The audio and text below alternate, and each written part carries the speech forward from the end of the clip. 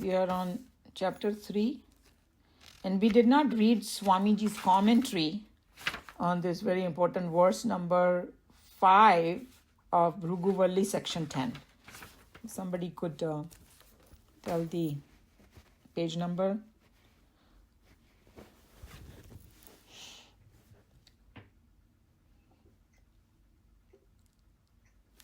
It starts with the verse is Yaschaya Purushe, and the commentary starts with the reality in the core of the man, or the reality which is the sun is one. That's the one.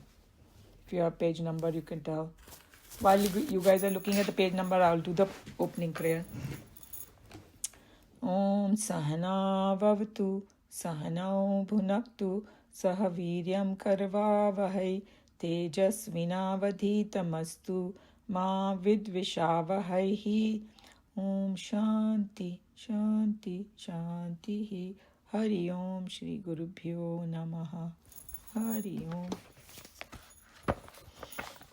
Om Shanno Mitra Sham Varunaha Shanno Bhavatvaryama Shanna Indro Bruhaspatihi Shanno Vishnu Rurukramaha Namo Brahmane Namaste Vayo Tvameva Pratyaksham Brahmasi Tvameva Pratyaksham Brahma Vadishyami Vritam Vadishyami Satyam Vadishyami Tanma Vavatu Tad Vaktaram Avatu Avatu Mam Avatu Vaktaram.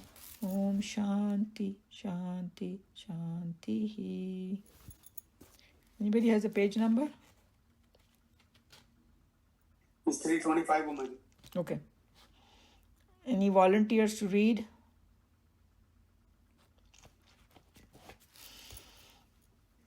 So Anilji, you can read if we don't have any volunteers.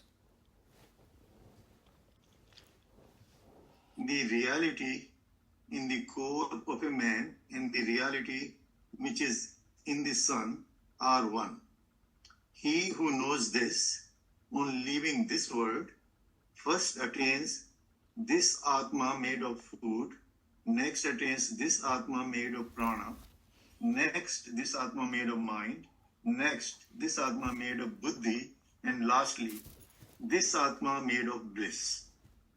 And after eating what he likes and assuming any form according to his wishes, he roams upon the face of this globe and sits singing the following Psalm, Song of Joy. Yeah. Sama, Song of Joy. Sam Veda jo hota hai na. Sam is there's some deeper meaning to it, like Saman. You'll see.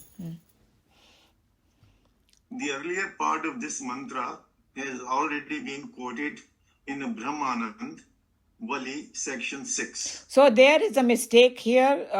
Actually it is chapter 2, which is the Brahmanan Valli. Section 8, verse 12 it is. Just if somebody can make a note if you want to go back to it. Because we already did that long time ago. There was a long commentary by Chinmayananji about it. Because the reason they did it, because the students were having some doubt about the different sheets, that how can you approach Brahman by, transcending these sheets. So he gave the final answer. It's something like, you give an answer just to kind of, give them something to hang on to, even though they don't understand it completely, yet. But giving them some hope, hey, it is there, this final conclusion is there. And now the students could not understand that conclusion. That's why that Bhruguvalli came in. The practical conversation between Bhrugu and came, hey, I'm having this difficulty. And then he gives him, different approaches, how to do it, go back and meditate upon this. Remember what we did? And then giving the Upasana methods. Hey, even if you're still not getting it, then you got to do this Upasanas. Those are beautiful Upasanas we saw that makes our mind pure. Now when I read this, it will make sense. And this is exactly what the Adhyatma Vidya or Atma Vidya is. To try to realize that what reality which is in the sun and me, at the core of it is one. That's Atma Sakshatkar bolo, liberation bolo, moksha bolo, and all that. And then the reason Swamiji had a very long commentary earlier, because he was saying that if you read just the word meaning, it will look as though after you die, you will get moksha. But that's not true. While living, you can. It's called, what you call, while living, you are liberated. Jivan mukta. That's the word I was looking at. That you are free while living. All it means is you know extremely well the world is an appearance. That's why nothing, it's like in my dream, I know it's a dream. I don't need to get disturbed by it. Whether it's a good dream or a bad dream. Both are dream only, both are going to end. Reality is my waking experience, relatively speaking. Same way, on the earth, we feel even anybody, me also, here, oh my God, what is happening? You feel like this is the end of the world. No, it's not. You have to remind yourself, It's hard for us to accept that, but you have to have faith. The very style of the Upanishads is carved in brevity, and to repeat an idea twice is almost a blasphemy in Upanishads. And yet, here we find an entire mantra being repeated. The justification of the teacher is that he has nothing more to add. He said these truths earlier. He said these truths earlier when he had finished his statistics of bliss. He had found that the students were not at that time ready to react to those words because, as it were, their enthusiasm was dampened by the fear that this method, as suggested in Vedanta, of self-inquiry into the various personality layers in man, though obviously quite direct, was not a fruitful method of self-realization. So now you know why he's saying that. That firstly he's saying that we know that Bhagavad Gita ho ya Upanishad ho, kitna brief sab kuch use kiya hai, right? And then certain verses are used and they expect you to know what is behind it also. They use certain words, certain analogy and all that. So they never repeat anything. If for whatever reason they are repeating, means it has to be extremely important. And Bhagwan Krishna also has repeated certain things several times. There are certain verses, there are literally like verbatim he has repeated towards the end because they were very, very important. So this verse is the core of everything. That's what our goal is. That's why he's saying that this is repeated. But that time when they said it, कुछ ज़्यादा असर नहीं हुआ उन पे, because they had this doubt कि this method they are telling us मिलेगा या नहीं मिलेगा मुझे. It's like if you go to a university and they will tell you, hey, if you do this, in the end you will get a degree. So you have to have that faith and you have to keep doing it. But sometimes, no, I don't think I'm going to pass. I can't do it, whatever reason it may be. Same way they were like having all these doubts. And Hindi में बोलते ना खोपड़ी में घुस नहीं रहा था उनके वो टाइम पे. अभी this time घुसेगा. Thus, the teacher was forced to repeat the story of Bhragu's success at the feet of Varun and again impart some more Upasana methods which were intended to bring the students to the highest point of their inner integration. After having done so, he again repeats the mantra. So now it became clear, right? So then when the teacher realized that, hey, these people are not getting it, तो उनको वो भृगु और वरुणा का conversation दिया और उसमें upasana method दिया. And I'm trying to think of the worldly analogy. It's like, okay, I want to win this sports something. I want to be in the team. And then I failed the tryout, बोलते ना यहाँ पर. Oh, I tryout, I failed it. So then I came back crying to my coach and said, hey, coach said, do these exercises more. Make yourself strong. Now after 1 year, go back. And I've heard that some of these Olympic champions are like that too. Couple of times they failed, but then they kept at it, and then they went and they won also. My God, unki jo story suno, something like that, same thing. Okay, if you didn't get it, no harm done. I'm going to teach you some more tricks by which you will make your mind pure by upasana, by meditating on those things. And they gave a variety of meditation, including like bodily parts. They were see Brahman and everything. We saw that, right, previously. And then come back and then you'll get it. I want to blast some gunpowder, but I find that a heap of it does not react to the naked flame of a matchstick, then I will have to understand that it is damp, and therefore I will have to dry it properly. After making the powder dry, I will have to again bring the naked flame to it. Swamiji came up with such a fantastic thing. Oh my God. Yeah. I mean, totally clear. I can't burn it. It has to dry. So that same thing will happen to the students. Okay. And the next paragraph explains it. So you can read. Yeah. Umaji, also, even Buddha, when the disciples came, he would not accept everybody as a disciple. He'll tell them to go and do this. And then come back. Interesting. Yes, yes. Makes sense, right? It's like the same thing. Some people will say, hey, why do they have this entrance exam and this and that? Uska purpose actually wohi hai. Hey, are you going to be successful somewhere or not? Do you have the basic qualification? So if you don't, then you got to do some other practices. Same. I mean, in the worldly also, same thing hota hai.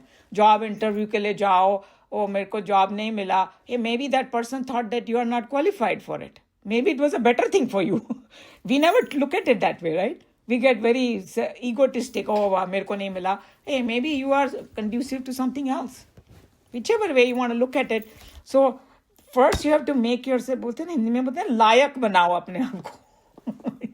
And in Bhagavad Gita also, end में भगवान ने बोल दिया अर्जुन को कि किन लोगों को भगवद गीता नहीं पढ़नी चाहिए, सुनानी चाहिए. The people who don't have faith, people who don't do service, 3-4 things he said. So, waste हो जाएगा time. Yeah. Similarly, the teacher brought this mantra as a spark from his own inward conflagration of knowledge earlier at the end of the second chapter, but he found that the children's minds and intellects did not get blasted off. The treatment suggested in the third chapter prepares the students better, and now the master is bringing the same spark of wisdom declaration to them. To this satisfaction, he finds that the inner world of the students burst out into a brilliant conflagration wherein their ignorance gets blasted and the entire valley of darkness is lit up at once by the blaze of knowledge and divine realization. Such poetic language Swamiji uses. Amazing. So basically that's what he's saying, that at that time unko samajh mein nahi aaya, but after doing all the exercise, all this thing, now when they are hearing this, they're suddenly understanding what it is. जैसे वो America में बोलते हैं ना, the aha moment and things like that. Oh, इतना पढ़ा कुछ समय, one middle of the night I got the aha moment, so everything became clear or something, or yeah. In the later portion of the mantra, a new idea is added to declare what would be the kind of attitude taken and the type of activity undertaken by such a man of realization who has left his little world of the body, mind, intellect, and has become a native to a divine world of pure knowledge and self-realization. So when the mantra was earlier said, this portion was not there of the mantra. Remember we said this mantra was told earlier. उसमें ये last part नहीं था.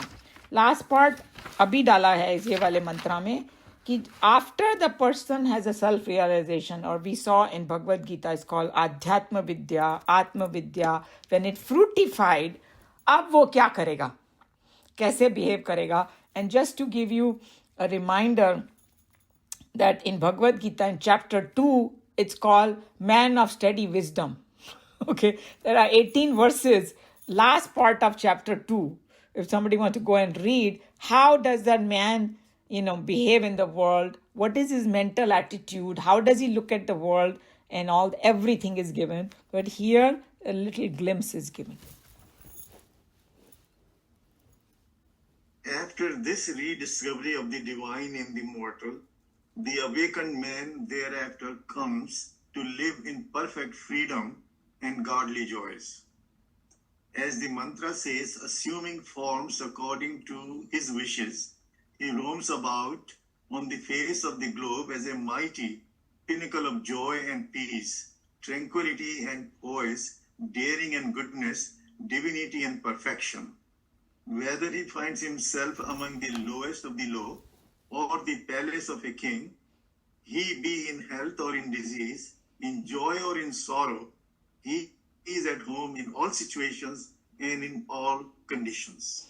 Sounds like an unreal thing, right? How can somebody be peaceful? But that's the truth. And that's why you see so many different variety of self-realized saints. They have, so you cannot judge them. Somebody was saying people start judging them. वो ये क्यों कर रहा है, वो क्यों कर रहा है? There are 2-3 different answers, It's like, hey, how would you know what he's experiencing or how he's behaving? It's like one doctor can comment on the other doctor. I cannot comment because I don't know. That's what it is, okay? So one realized self, आपस में self realized जब मिलते हैं ना तो देखो कितना उनमें प्रेम और ये होता है. They don't look at their differences. Some people, one person may be living like a total fakir जिसको बोलते हैं ना इंडिया में, has nothing and all that, like Ramana Maharishi. He was, एक loin cloth पहन के, and he didn't have much and all that. And the others may have been living in a palace. They could both be, like Raja Janak was self-realized. He's a king, living like a king. So that doesn't matter to them because they have gone beyond it. And in the previous paragraph, when we talked about that who has left his little world of body, mind, and intellect, physically he is not left. So that we have to understand. He transcended it. It doesn't affect him. And that's why we have so many stories, like some of these saints and sages, they go physical ailment, they go through. Cancer and this and that, right? 2-3 जनों को हुआ, and some other people, अरे सारी दुनिया को help करे, खुद को क्यों नहीं करते हैं? It doesn't bother them because they know it's just a body का धर्म है. उनके कुछ कार्मिक उसमें है, they accept it.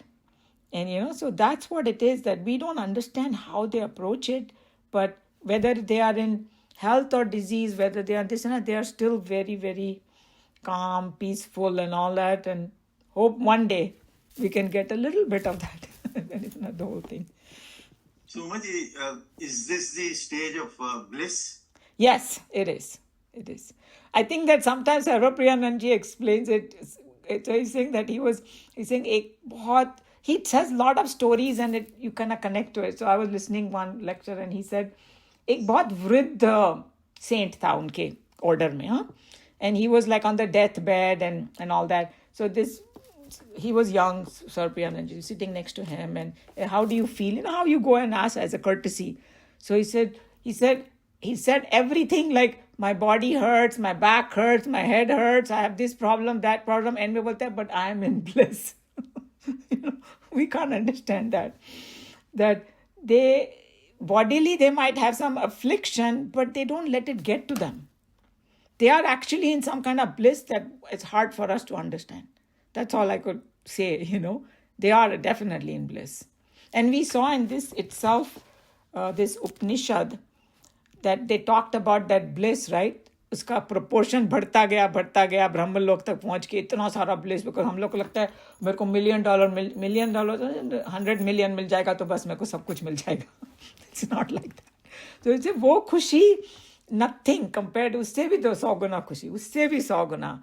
They don't even, end में बोला, actually it is not that. In the meditation, that Brahmanand is something beyond all this. You become khushi yourself.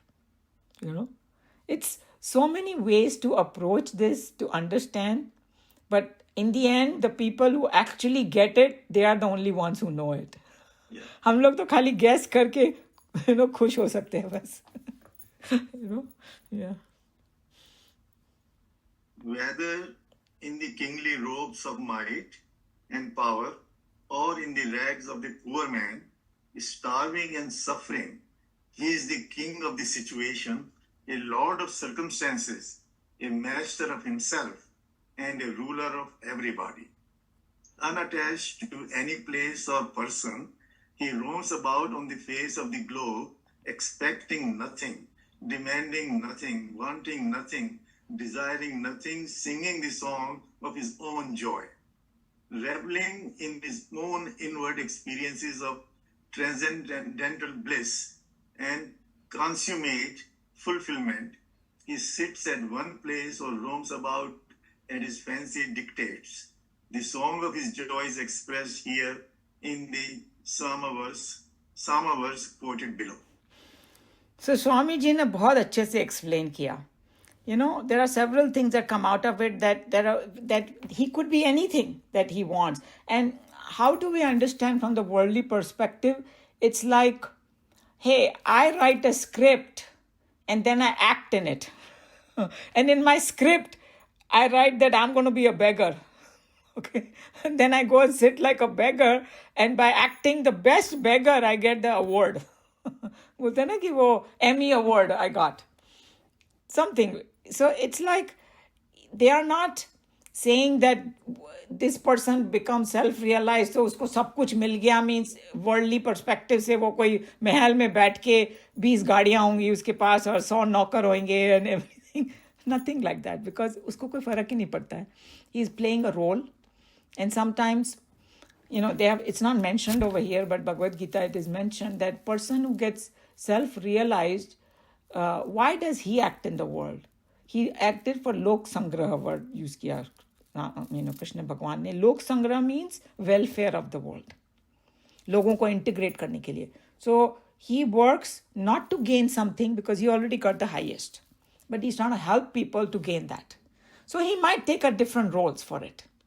You know, he can take a जो उन्होंने बताया कि either he may take something very kind of rich and all that, or he can take as a beggar, does not matter. But he doesn't want anything, doesn't demand anything, doesn't desire anything. And but he's in his joy. So the next last wala verse hai na, it's like a song of joy is there, okay, which we will do next time. How does he sing about it? And how does he look at the world? You know, that's how it's going to be, the last part of Upanishad. Any questions? That is also the stage of total desirelessness. Yes, when Krishna Bhagwan says desireless, that's exactly what it is. Yes. It's like, you know, if somebody owns the whole universe, what can he desire? You know, desire is like, hey, I don't have something, that's why I want it. You know, so that's what it is. And I think that I still like that so much, that Swaminarayan movie mein tha, when this Swaminarayan, I think I've told you about it, whoever has not heard it, it's such a sweet thing. So he was like, I don't know how old he was, 12, 13 years old, and roaming around in India, and these women, they tell him, are you lost? You know, where's your home? He said, no, I'm not lost, you guys are lost. I'm very much at home. उसके पास कुछ नहीं था. He just had a little kamandalu where he felt so joyful, you know, nothing. And he said, no, I'm not lost, you guys are lost. It's the best part. So that's what it is. And the other joke you must have heard, that this, you know, father takes this kid to India and he said, oh, I'm going to stay in 5-star hotel, you know, and he was trying to show how rich they were. And the boy says, no, that guy is more rich because he's sleeping under the tree and the whole, sky is his hotel. He has got 1,000,000 stars and he's got such a big land. He's just sleeping. Aram se, you know, we are sleeping in this one room in one hotel. That guy is more rich, you know. We have a hard time understanding that, but yeah. So we will do that verse next time. Anybody has any other comment, question? No, Asha ji, nothing. Okay. So if nobody has any, Naresh ji. No, I'm good, Uma. Okay, you unmuted yourself, so I said maybe you have some. Okay. and this he started singing, and I won't even know. I'm not a singer, so I won't even know how to do that. But I'll just read it, I guess. If somebody wants to sing it, please do next time. Okay. All right. Om Sarve Bhavantu Sukhinah Sarve Santu Niramaya Sarve Bhadrani Pashyantu Ma Kashchit Dukha Bhag Bhavet. Hari Om Shri Gurubhyo Namaha. Hari Om. Okay, we'll see everybody next time. Have a great week. Hari Om, everyone. Hari Om. Hari Om. Hari Om.